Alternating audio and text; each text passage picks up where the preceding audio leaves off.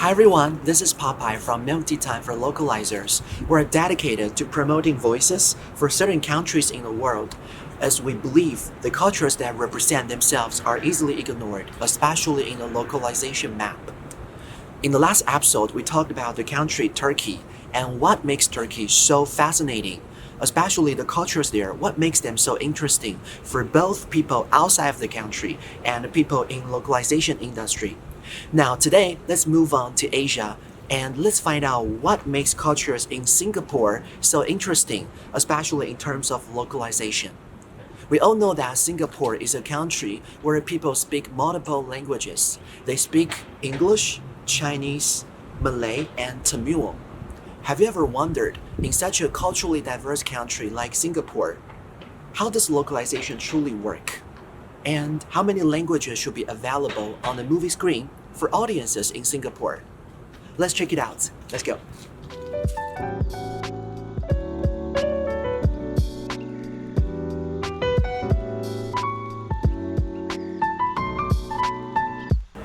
I'd say English and Chinese. I feel like most Singaporeans know like English and Singaporean Chinese or something. That's I think. Yeah, that's what I thought. Yeah. The main language? Because personally I just been to Singapore this February, so I got like little understanding. I think it's like Mandarin, English, Punjab, and Hindi. Is it Punjab and Malay, right? Like the four language. As far as I understand, the official language in Singapore is English, but I do know that a lot of people actually can speak Chinese, and also some of them might speak Malay language. Yeah. I think it's English. It's the official language, right? So first, like Chinese, English, I guess, and Malay, and maybe another ones, but I don't know.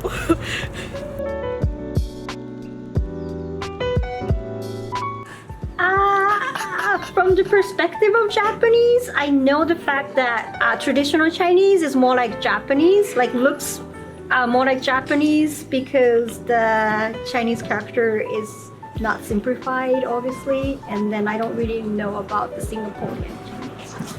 Yeah, I don't think I know too much about Singaporean Chinese besides there's like a lot of different like expressions, they say things different ways.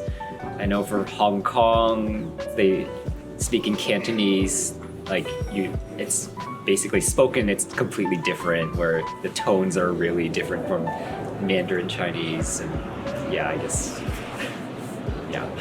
Yeah. I think the tonation is kind of different. For example, like people in Taiwan, they got some like certain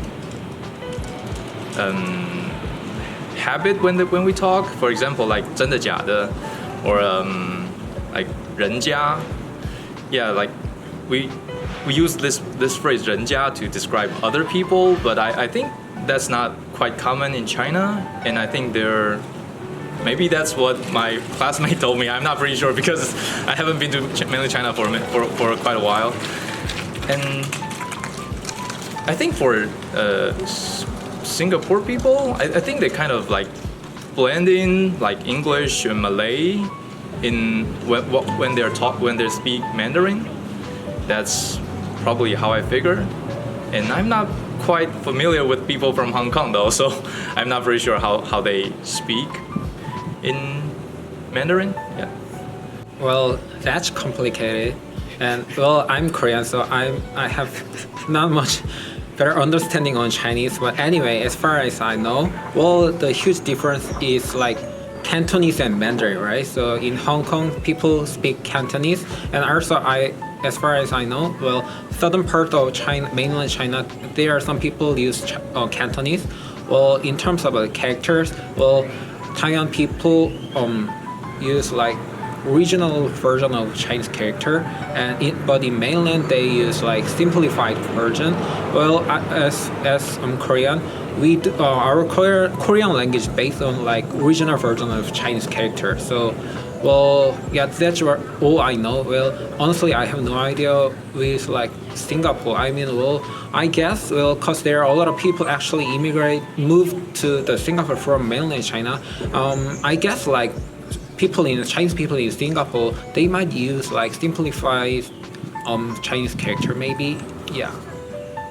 I think the most noticeable difference is that they have different characters. So in simplified Chinese, we use a simpler version. There are less strokes in one character, but in some characters, the traditional Chinese may have more strokes, and sometimes it can be very different.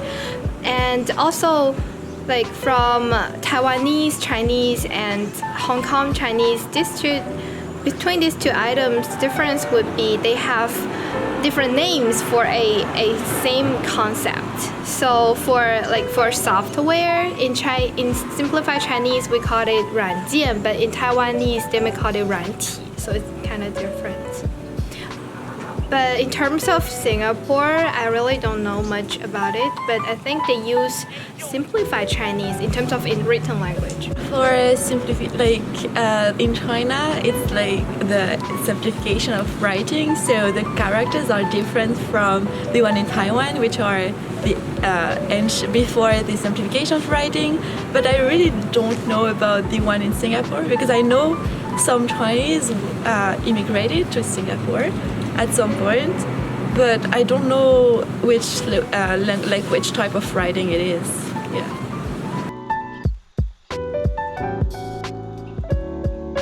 I think so. Yeah, the fact that people speak English and Mandarin Chinese, so I would say they are. Yeah, I think so. Since I get the impression that a lot of Singaporeans are bilingual, and Yeah. so I think, yeah. Do you guys know any friends or boyfriends from Singapore? Well, my ex-boyfriend, well, he is actually Japanese, but born and raised in Singapore, and so that's how I know about the country. The country is really clean, and people speak Chinese and English, and he spoke a little bit of Korean as well as like slang. I don't know if it's applied to everybody in Singapore, but that's what he was. So yeah, that's how I know. We have classmates that are Singaporean, so like you kind of like I haven't like talked to them about specifically like what their experiences were, but yeah, there was one time where I asked about like a difference between like Singaporean Chinese and Mandarin Chinese that's spoken in mainland China, and she gave an example to me, so I know that they're different. Yeah, I believe so. I mean, because that's like official language, so which means you'll be exposed to these kind of like different languages in your life. So I mean, I think it's like a good thing to be exposed to many different languages when you're in your childhood, because I think some kind of like scientific evidence prove that if you've been exposed to one language before you're 15, then it can be your mother tongue. That's what I've been told. Yeah, so I think it's definitely a good thing for them to be, have this chance to expose to different languages. Oh, I can say that. Well, I have some good friends in Singapore. Well, all of them, literally all of them, they can both speak English and Chinese. So, well, I think that's very talented. I mean, well, as Korean, we are struggle to learn English because we only speak Korean in Korea, but in Singapore they speak both Chinese and English, so they naturally just get the language. I'm so jealous about it. Yeah. I think they do enjoy a favorable environment because English is like an official language, so the government is quite pro in terms of implementing a education system in which the main language is English. So students enter school, they have classes in English. All the teachers there can speak English, so it's a very natural way for Singaporeans to be immersed in a English-speaking environment. Actually, this is a question I asked myself because it's such a multicultural country. and also because education is very important for the Singapore government, and there are so many languages that maybe I would say, but I'm not sure. Yeah.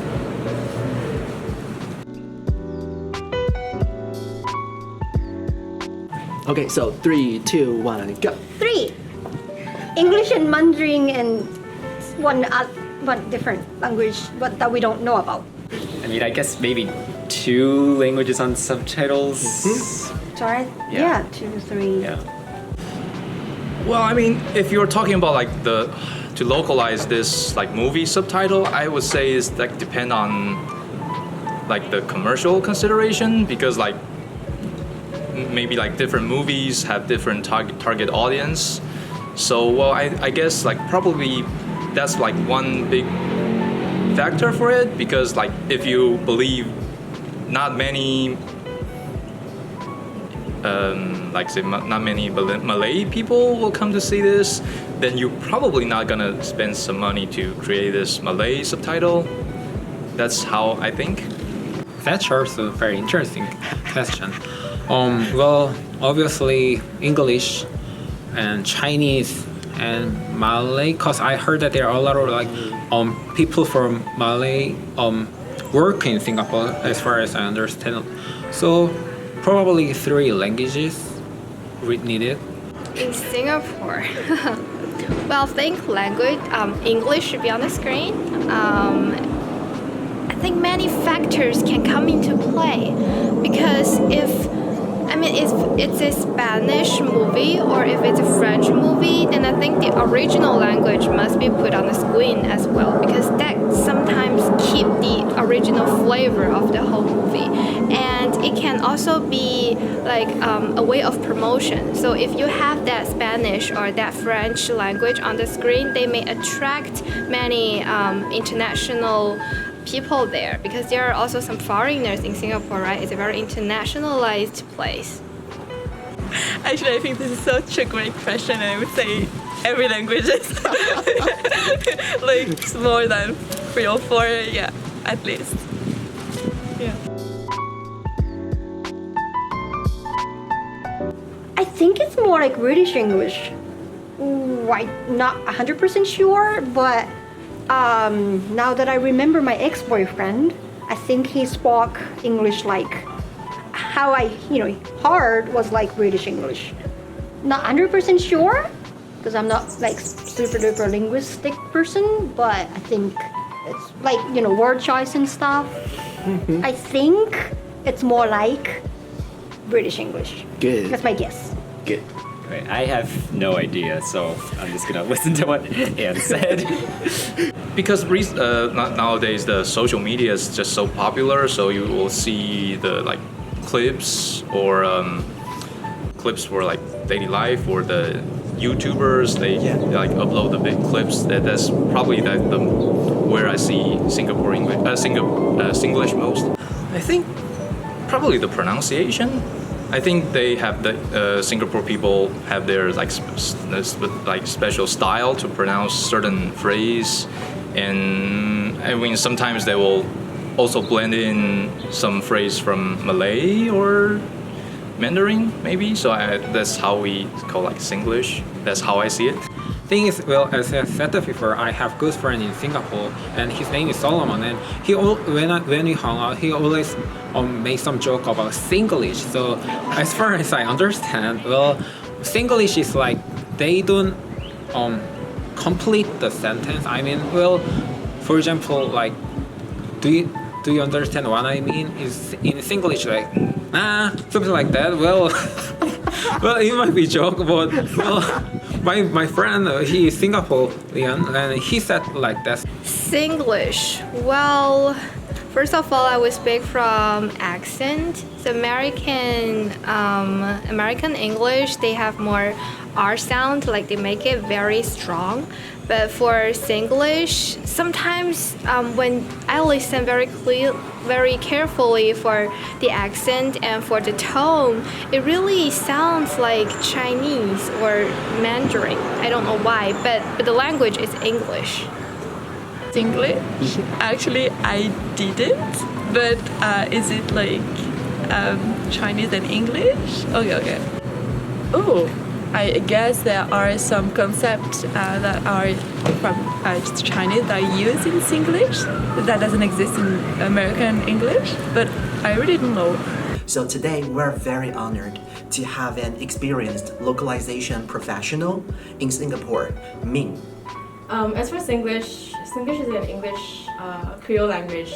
We use words and pronunciation from British English, but it took on the grammatical structure of other languages that are local to Singapore. So that's why many people say that Singlish is a highly efficient language in a way. Some audiences may be feeling as confused as I am about the Chinese system in Singapore. There is a bigger difference between, let's say, Singapore and Malaysia Chinese versus Chinese in other locales. Uncos. Toriga uncos. Okay, what was the question? Go on. I covered